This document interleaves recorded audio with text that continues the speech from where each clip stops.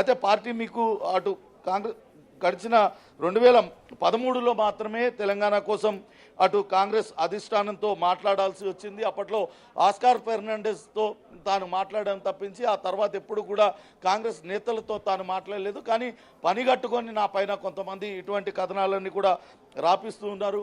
Congress party ఇదే విషయాన్ని ఆవిడ ఇవాళ చాలా ఘాటుగా మాట్లాడారు. ఎందుకంటే కోవట్లుగా ఉండి అంటే నా మీద జరుగుతున్నవన్నీ కూడా ఒక యూట్యూబ్ పెయిడ్ ఆర్టిస్టులతో పెట్టి కాంగ్రెస్ తో మిలాఖత్ అయ్యి నా మీద ఇలాంటి ఆరోపణలు చేస్తున్నారు, నేను ఎంత మాత్రం కూడా సహించను, నేను అసలు మంచిదాన్ని కాదు అని చెప్పి చాలా ఘాటుగానే వ్యాఖ్యానించారు ఆవిడ.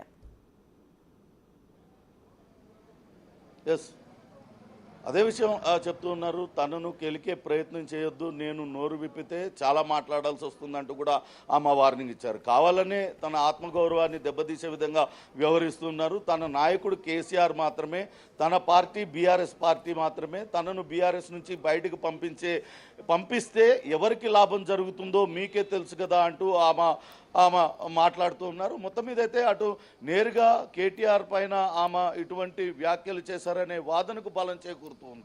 గత కొద్ది రోజులుగా తన పైన కుట్ర జరుగుతుంది. కుట్ర జరుగుతున్న విషయాన్ని నేను బహిరంగంగా మాట్లాడాను, ఆయన అమెరికా వెళ్ళొచ్చేలోపు ఇదంతా కూడా జరిగింది. దీని వెనుక ఎవరున్నారో ఇప్పటికైనా పార్టీ బయట పెట్టాలంటూ పదే పదే డిమాండ్ చేస్తున్నారు. తాను ఎవరికి కూడా తలొగ్గే పరిస్థితి లేదు, ఆత్మగౌరవంతో పనిచేస్తాను, వెన్నుపోటు రాజకీయాలకు అసలే పాల్పడనట్టు ఆమె చెప్తూ ఉన్నారు. ఖచ్చితంగా పార్టీలో కుట్రలు జరుగుతున్నాయి, పార్టీలో నేను దయ్యాలన్నాను, కానీ పార్టీలో మాట్లాడుతున్న వాళ్ళు కోవర్ట్లు అంటున్నారు. కానీ ఆ కోవర్ట్లు ఎవరనేది తెలాలి కదా.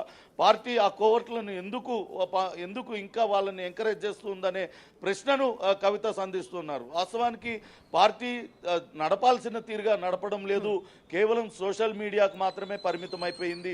సోషల్ మీడియాలో ట్విట్టర్ అకౌంట్లలో ట్వీట్లు చేసినంత మాత్రాన పార్టీ బలోపేతం జరుగుతుందా? గడిచిన 14 నెలలుగా కాంగ్రెస్ పార్టీ దానివల్ల పార్టీకి ఒరిగేది ఏమీ లేదు అని చెప్పి డైరెక్ట్ గానే మాట్లాడారు. ఎందుకంటే రాజకీయాలు ఫాలో అవుతున్న వాళ్ళందరికీ తెలుసు ట్విట్టర్ లో పోస్టులు పెట్టేది ఎవరు, దాన్ని నడిపేది ఎవరు యూట్యూబ్ లో అని చెప్పి. అయితే అసలు లేఖ ఎలా బయటకు వచ్చిందని చెప్పి నాకు కావాలి అని చెప్పి చాలా గట్టిగా మాట్లాడుతున్నారు కవిత. మొత్తంగా డైరెక్ట్ అటాక్ అని అనుకోవచ్చు, ఇండైరెక్ట్ గా కాదు, డైరెక్ట్ గానే అటాక్ చేస్తున్నారు. ఖచ్చితంగా డైరెక్ట్ అటాకే అనుకోవాలి. ఇంటి ఆడపడుచుపైనే ఇటువంటి కుట్రలు చేస్తున్న వాళ్ళు అంటూ ఆమె స్వయంగా చెప్పారు. ఇంటి ఆడపడుచుపైన కుట్రలు చేస్తున్నది. మరో ముఖ్యమైన విషయం, ఆమె ప్రస్తుతం అటు యుఎస్లో తెలంగాణకు సంబంధించి బీఆర్ఎస్ పార్టీ ఆవిర్భావ సభలు అక్కడ జరుగుతూ ఉన్నాయి. వాటికి ముఖ్య అతిథిగా కేటీఆర్ అక్కడికి వెళ్ళారు. దానిపైన కూడా కవిత మాట్లాడారు. ఎక్కడో విదేశాల్లో సంబరాలు చేసుకుంటే సరిపోతుందా? ఇక్కడ క్షేత్రస్థాయిలో పార్టీ బలహీనపడుతున్న తరుణంలో విదేశాలలో సంబరాలు చేసుకుంటే పార్టీకి ఏం లాభం అంటూ కూడా ఆమె ప్రశ్నిస్తున్నారు. మొదటి నుంచి కూడా ఆమె మొదటగా ప్రారంభించింది బసకచెర్ల ప్రాజెక్టు నిర్మాణం గురించి ప్రస్తావిస్తూ ఆమె ఈ మొత్తం వ్యవహారాన్ని మొదలుపెట్టారు. కానీ తీవ్ర స్థాయిలో పార్టీలో జరుగుతున్న అంతర్గత పోరు విషయాన్ని చెప్పగానే ఆమె చెప్పారు, ఖచ్చితంగా కవిత పైన కుట్రలు జరుగుతున్నాయి, నా పైన కుట్ర చేస్తున్నారు, పార్టీకి నన్ను దూరం చేయాలని చూస్తున్నారు, తన తండ్రికి తనకి మధ్య గ్యాప్ పెట్టాలని చూస్తున్నారంటూ ఆమె చెప్పారు. కానీ నేరుగా పేరు ప్రస్తావించకుండా ఆమె అటు డైరెక్ట్గానే అటు కేటీఆర్ను ఉద్దేశించి రకరకాల వ్యాఖ్యలు ఆమె చేస్తున్న పరిస్థితి అయితే ఉంది. చూడాలి మరి ఇది ఎక్కడి వరకు వెళ్తుందో. ఇప్పుడు కూడా ఆమె ఒకటే డిమాండ్ చేస్తూ ఉన్నారు, ఖచ్చితంగా ఈ లేఖను లీక్ చేసిన వాళ్ళు ఎవరో బయట పెట్టాలి, వాళ్ళు లీక్ వీరులు కనుక్కోమంటే వీళ్ళందరూ కూడా గ్రీక్ వీరులాగా ఫోజులు కొడుతున్నారనే వ్యాఖ్యను కూడా కవిత చేస్తోంది. Right Pawan, thank you so much. ఇది మొత్తానికి కవిత లేఖాస్త్రం ఇప్పుడు బీఆర్ఎస్ లో పెను తుఫానుని సృష్టించిందని చెప్పాలి. ఇవాళ జరిగిన చిట్ చాట్ లో బహిరంగంగానే కాస్త అసంతృప్తి వెళ్లగక్కారు. పార్టీలో జరుగుతున్న తీరుతెన్నులపై చాలా అసంతృప్తిగా ఉన్నట్టు తెలుస్తోంది. డైరెక్ట్ అటాకే చేస్తున్నారు. పేరు చెప్పకపోయినప్పటికీ కూడా తనలో ఉన్న ఇన్ని రోజులు దాచుకున్న ఆవేశాన్ని, ఆక్రోశాన్ని అంతా కూడా బయటకు వెళ్లగక్కినట్టే తెలుస్తోంది కవిత.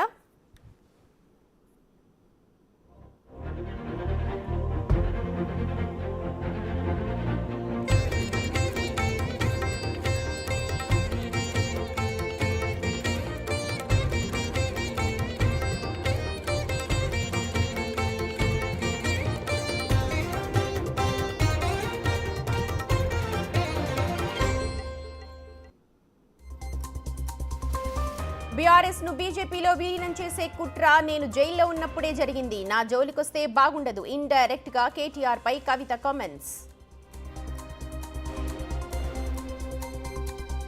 తెలంగాణ గద్దర్ ఫిలిం అవార్డుల ప్రకటన. బెస్ట్ మూవీలుగా కల్కి, పొట్టేల్, లక్కీ భాస్కర్, బెస్ట్ యాక్టర్ అల్లు అర్జున్, నటి నివేదా థామస్.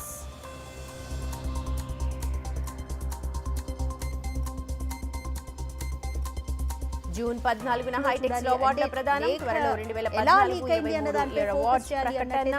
పారదర్శకంగానే ఎంపిక అన్న జయసుధ. అంటే తన నాన్నకి రాసిన లేఖ పైన ఎవరు లీక్ చేశారన్న దానిపైన కనీసం ఆ లీక్ చేసిన వ్యక్తులను పట్టుకోకుండా తన పైన ఏడిస్తే ఏం లాభం అని చెప్పి కూడా కవిత చిట్ చాట్ లో సంచలన వ్యాఖ్యలు చేస్తున్నారు. కేసీఆర్ నోటీసులపై బీఆర్ఎస్ నేతలు ఏం కార్యాచరణ తీసుకున్నారు, నా మీద పడి ఏడిస్తే ఏం ఉపయోగం అని చెప్పి కూడా కవిత ప్రశ్నిస్తున్నారు. కొంతమంది పెయిడ్ ఆర్టిస్టులు, పెయిడ్ యూట్యూబ్ ఛానళ్లు, పెయిడ్ ఛానళ్లతో ఇంటి ఆడపడుచుల పైన కుట్రలు చేస్తున్నారని చెప్పి డైరెక్ట్ గానే బీఆర్ఎస్ నేతల పైన టార్గెట్ చేస్తూ కవిత సంచలన వ్యాఖ్యలు చేస్తున్నారు. లిక్కర్ స్కామ్ లో నా పేరు వచ్చినప్పుడే రాజీనామా చేస్తానని చెప్పి తను డైరెక్ట్ గా అప్పుడు కేసీఆర్ కి చెప్పినట్టుగా చిట్ చాట్ లో చెప్తుంది. ఏమి చేయలేక నా మీద కేసు పెట్టారు అని కేసీఆర్ అన్నారని చెప్పి కూడా అప్పుడు మాట్లాడినట్టుగా కూడా చిట్ చాట్ లో చెప్తుంది. 2006లో కడుపులో బిడ్డను పెట్టుకొని జాగృతి పేరుతో కేసీఆర్ గెలుపు కోసం కాలికి బలపం కట్టుకొని పనిచేసి తిరిగానని చెప్పి కూడా కవిత మాట్లాడుతుంది. పార్టీలో లీక్ వీరులను బయట పెట్టమంటే గ్రీకు వీరులాగా పోజులు కొడుతున్నారు బీఆర్ఎస్ నేతలని చెప్పి కూడా డైరెక్ట్ బీఆర్ఎస్ నేతల పార్టీ పైన కామెంట్ చేస్తుంది. నేను అసలే మంచిదాన్ని కాదు, నోరు తెరిస్తే మాత్రం మంచిగా ఉండదు, బాగుండదని చెప్పి కూడా డైరెక్ట్ గానే ఆమె బెదిరించిన వ్యాఖ్యలు మనం చూడొచ్చు. నా నాన్నకి నేను లేఖ రాస్తే మీకు ఏం నొప్పి, తెలంగాణ తల్లి విగ్రహం రూపురేఖలు మార్చినప్పుడు పార్టీ నాయకులు ఎందుకు మాట్లాడలేదు అంటే ఈ విషయాలన్నీ కూడా మరి తనన్న పార్టీ వర్కింగ్ ప్రెసిడెంట్ కేటీఆర్ నా లేదంటే తన బావ మాజీ మంత్రి హరీష్ రావు అనేది కూడా తెలియాల్సి ఉంది. ఈ విషయం పైన ఎందుకు మాట్లాడలేని చెప్పి కూడా కవిత కామెంట్ చేశారు.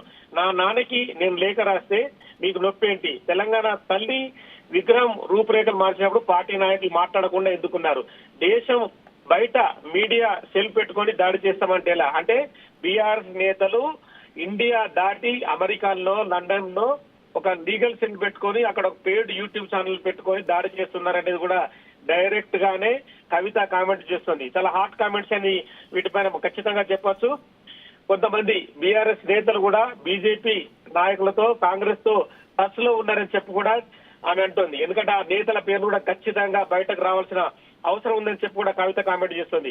బీఆర్ఎస్ వజ్రోత్సవ మీటింగ్ సక్సెస్ చేసింది కేసీఆర్ మాత్రమే, నేను రాసిన లేఖలో ఏ ఒక్క పదం కూడా తప్పు లేదు, తప్పు ఏమి ఉంది అనేది కూడా క్వశ్చన్ చేస్తోంది. కేసీఆర్ నోటీసుల పైన బీఆర్ఎస్ నేతలు ఏం కార్యాచరణ తీసుకున్నారు అని చెప్పి కూడా ఆమె ప్రశ్నిస్తుంది. మొత్తానికైతే కవిత కామెంట్ అనేది కూడా చాలా ఇంపార్టెంట్ విషయాలే మాట్లాడినట్టు మనకు కనబడుతుంది. బీఆర్ఎస్ పార్టీ నా